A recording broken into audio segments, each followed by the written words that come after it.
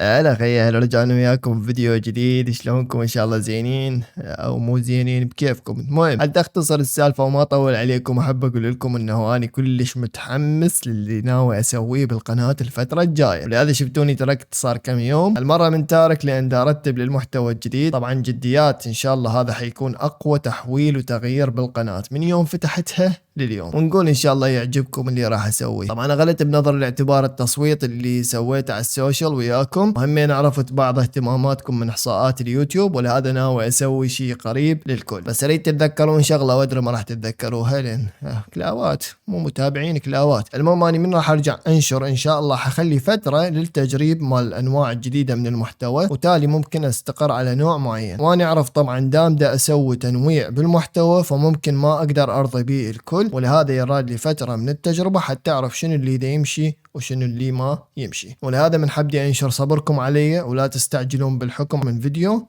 واحد. اذا تحب تترك تعليق فاكو شغلتين مهمه حاول تعلق عنها. الاولى اللي يحب يشوف المحتوى اللي يحبه عن طريقي يكتب لي بالتعليقات انا احب مثلا كذا نوع من الفيديوهات، يا ريت اشوفها منك. التعليق الثاني كتبوا لي شنو تتوقعون التغيير اللي راح اسويه، خلي اشوف احد بيكم راح يعرف. طبعا انا دا احاول ايش قد ما اقدر شباب اقدم محتوى هابط، قصدي محتوى راقي. شالونا والله.